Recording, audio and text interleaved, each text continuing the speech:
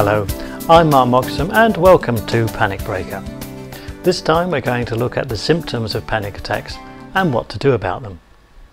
Now, when someone is suffering from a panic attack, you have to remember that they're feeling extremely anxious about something, and those feelings are increased because many times the symptoms of a panic attack mimic quite severe health problems, the most commonly mentioned one being that of a heart attack. Now, in many cases, when someone suffers a panic attack, they might actually think that they're dying. Now, while it's true that people don't typically die when suffering a panic attack, symptoms are still very severe indeed. And one factor that many people find daunting about panic attacks, and probably it's the most daunting for most people, is the speed at which they show up.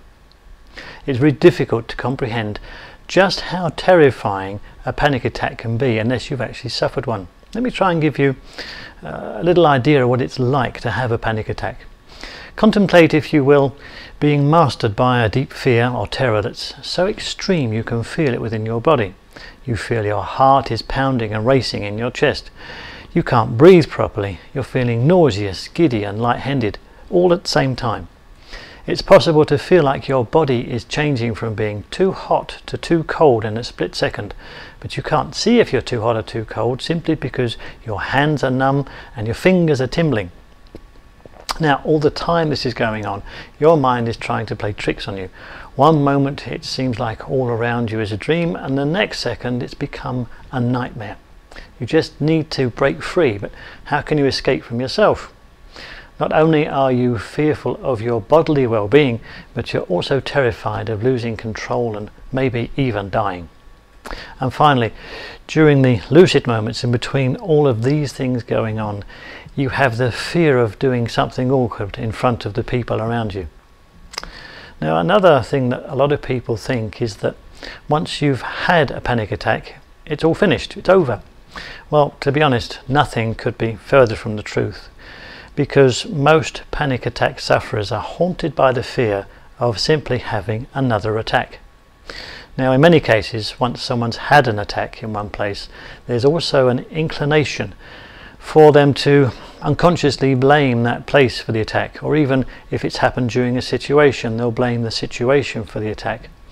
Now, that means that they start to avoid particular situations and places if an attack has taken place there before. Now, it's often the case that panic attack sufferers then go on to develop phobias about these types of situations. Now, panic attacks vary from other anxiety disorders, mainly because they happen so suddenly and without obvious cause. Now, it's tempting to say that they are unpredicted, but when you consider that many panic attack sufferers spend a lot of their time waiting for the next one, that may not necessarily be true. A fact that can't be denied, however, is that when someone's had one panic attack, it's fairly certain they'll have another one. I guess for many sufferers the real challenge is not the panic attacks themselves. They're really more the extreme outward sign from a whole range of signs and symptoms that really indicate an underlying anxiety problem. Now, by now you might have come to realize that a panic disorder will have a very serious impact on someone's life unless they get suitable treatment. Well, globally, panic attacks represent quite a severe health problem. As an example, approximately 2%, which is about 3 million American adults, suffer from a panic-related or anxiety-related illness at some point in their lives. And the age at which we are most susceptible, most vulnerable if you like, is probably in the late teens, typically between something like 15 and 19 years of age. And mind you, the USA is not alone, as these statistics will be very similar to other Western nations such as Australia, Canada, the UK and more.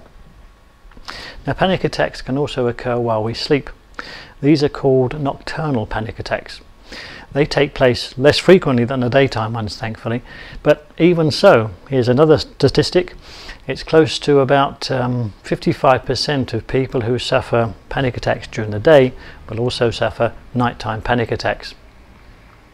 Now, lots of the symptoms from the daytime attacks will also occur in the nighttime attacks as well. That can be typically things like heart palpitations, hot sweats, all those sorts of things. So imagine waking up to that.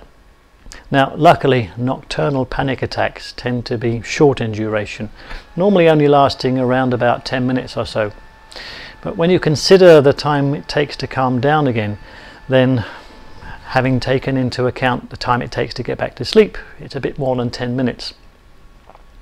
Now, the other thing is quite obvious that nocturnal panic attacks will progressively affect the quality and quantity of rest that a sufferer gets. And this, of course, can only therefore affect the quality of their daily life. On top of that, the ongoing tiredness will lead to them doubtlessly being doubly worried and anxious about life in general, and that in turn will increase the chances of another panic attack.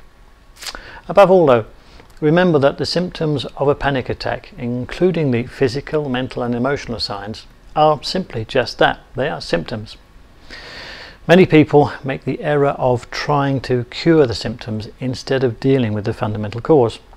Less experienced health providers have a tendency to turn to drugs in order to deal with these outward problems, but understandably, this only really deals with the symptoms. More knowledgeable health professionals, on the other hand, will want to get to the cause of the anxiety, whilst at the same time coping with the more intrusive symptoms. And this clearly is the most successful route to getting, if you like, a good and well-balanced treatment. As always, if you have any questions about panic attack symptoms and how best to treat them, have a look at the website panicbreaker.com. Okay, that's all for me. I hope that's been of help. Speak to you again soon.